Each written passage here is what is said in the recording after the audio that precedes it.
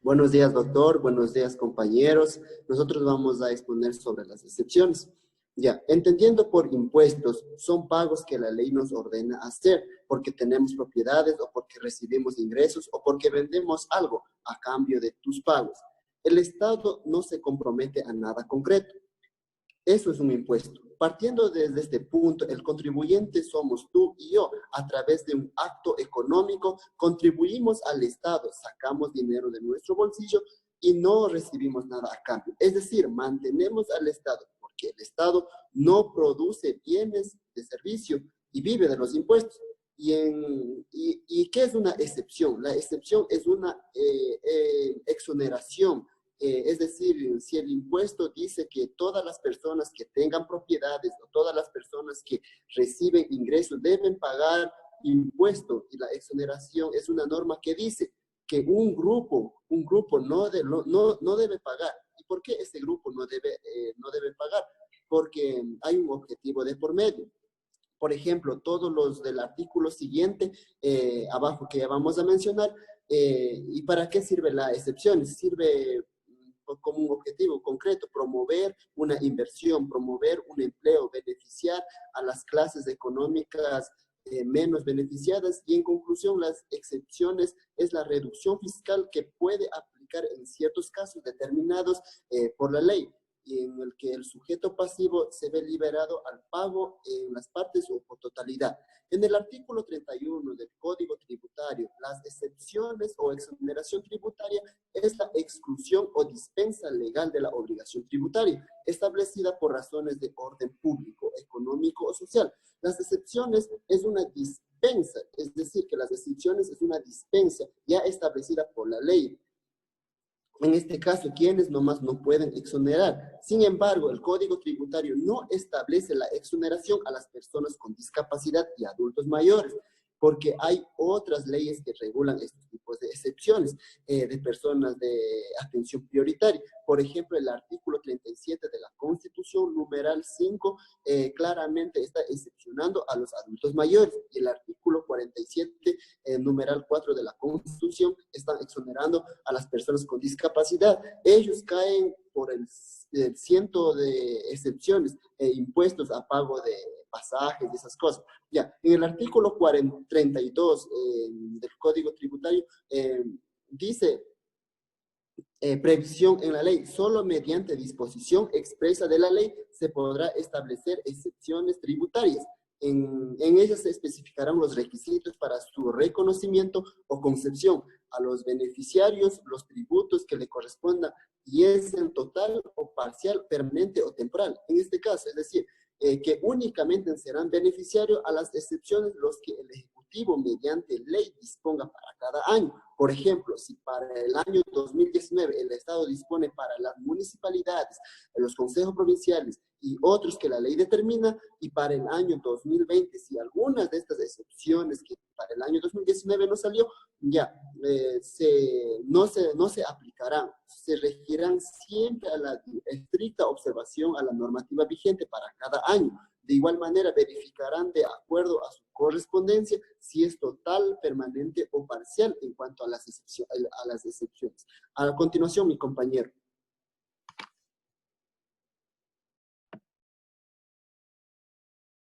Bueno, al hablar del artículo 33 sobre el alcance de la excepción, nos dice que la excepción solo comprenderá a los tributos que estuvieran vigentes a la fecha de la expedición de la ley.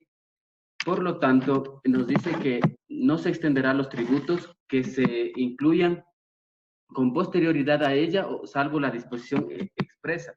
Lo que nos quiere decir este artículo es sobre la liberación de impuestos, que es la exención. Solo surte efecto para los tributos vigentes con esta norma, con el Código Tributario.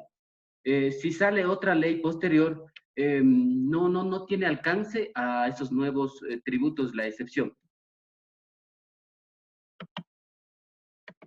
Al hablar del artículo 34, derogatoria o modificación, ya se viene estipulando en el Código Civil sobre la derogatoria de una ley. En este caso nos habla en el Código Tributario sobre la excepción, que dice que aun cuando hubiere sido concedida en atención a determinadas situaciones, de hecho podrán ser modificadas o derogadas por la ley posterior. Sin embargo, la concedida por el determinado plazo sustituirá hasta su expiración. Lo que nos trata de decir este artículo 34 solo habla de modificar con una ley posterior.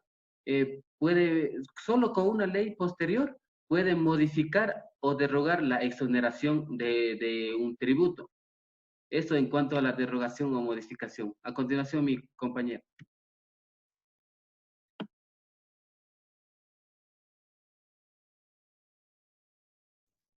Bueno, podemos manifestar que la excepción se refiere a los casos en que la ley expresamente, conceda la gestión tributaria a la propia identidad pública acreedora del tributo.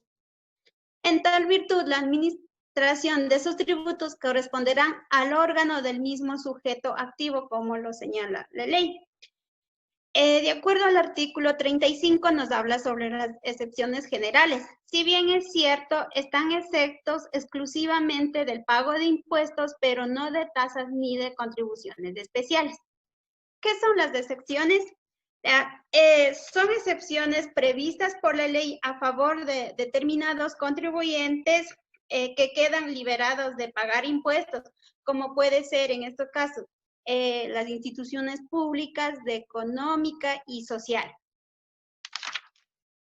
Las excepciones comprende para los tributos que estén vigentes.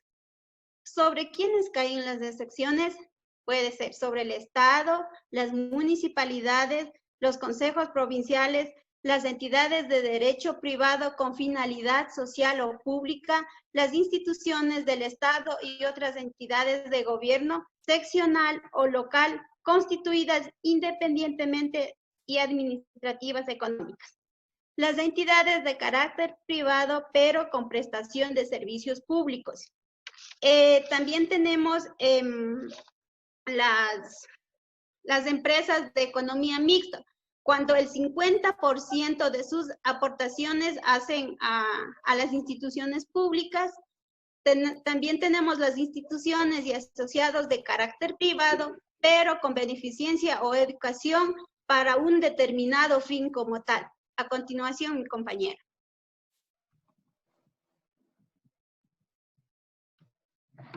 Hablar en el numeral 5 sobre las medidas dispuestas por el proceso de exclusión que hace referencia de los activos pasivos que hacen las entidades financieras nacionales. Esto nos quiere decir que las entidades financieras nacionales deben estar de acuerdo o bajo las normas que están establecidas en el Código Orgánico Monetario y Financiero, bajo cualquier modalidad. En este caso podemos hablar de cualquier institución financiera que debe tener el porcentaje, por ejemplo, en las tasas de interés, el porcentaje que está establecido en el código mencionado. En el numeral 6 nos habla acerca del proceso de fusión extraordinario de las medidas del sistema financiero nacional, de acuerdo con el Código Orgánico Monetario y Financiero.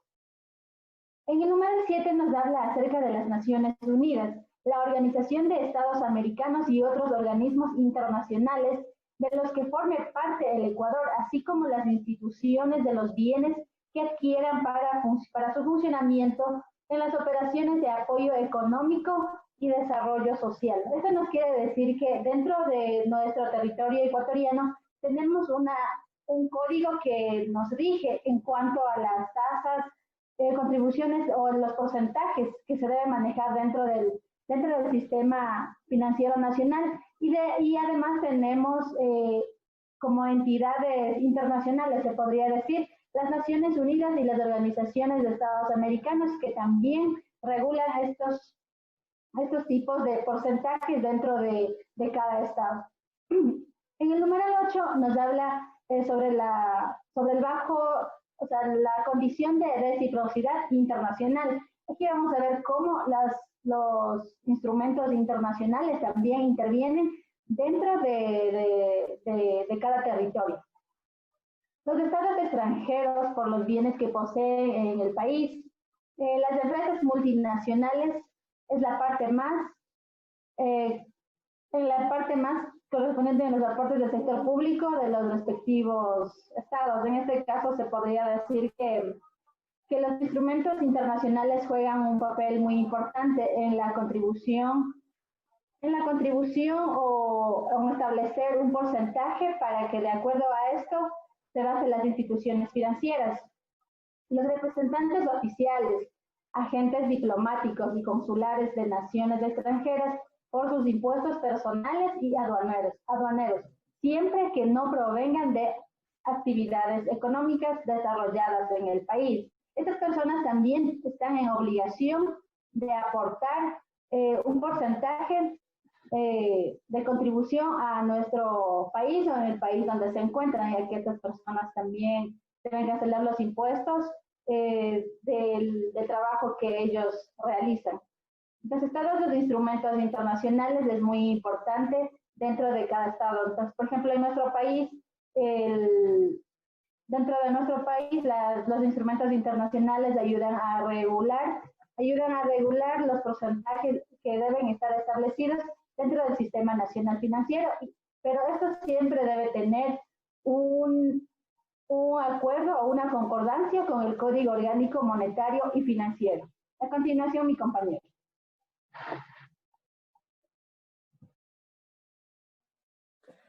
Prohibiciones. Prohibirse a los beneficiarios de exenciones tributarias tomar a su cargo las obligaciones que para sujeto pasivo establezca la ley, así como extender en todo o parte el beneficio de exención en forma alguna a los sujetos no exentos.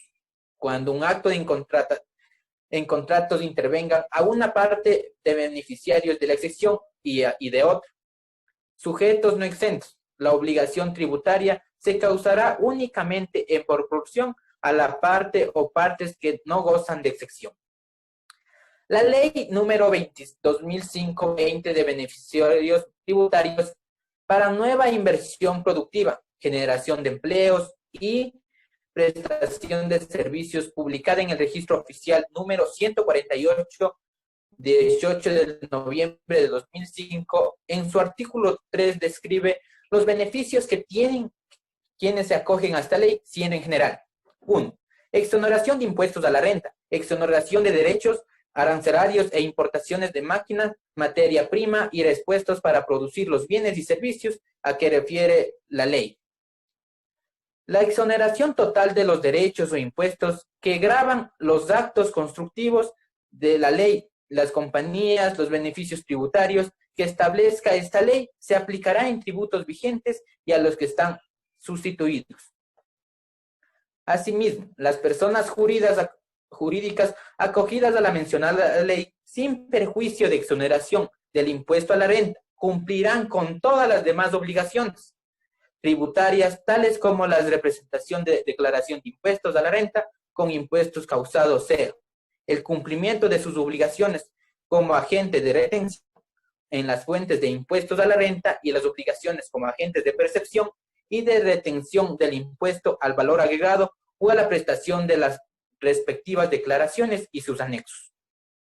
En efecto, la exoneración opera únicamente sobre la obligación de dar, quedando vigentes todos los demás deberes que le son implícitos al sujeto pasivo y que la administración tributaria en cualquier momento le puede exigir el cumplimiento de deberes de hacer, no hacer y aún de soportar. Algunos de ellos, deberes que están contenidos en el artículo 96 de la codificación del Código Tributario. Solo mediante disposición expresa, la ley podrá establecer exenciones tributarias. En ellas se especificarán los requisitos para su reconocimiento o concesión de los beneficios, los tributos que comprendan si es total o parcial, permanentemente o temporal. Lo anterior no es más que reiterar el aforismo jurídico nullum tribuno sine lege, que significa que no puede haber tributo sin ley que lo establezca. En definitiva, nos referimos al conocido principio de legalidad, que también será recogido en nuestra Constitución y en nuestra codificación del Código Tributario. Muchas gracias.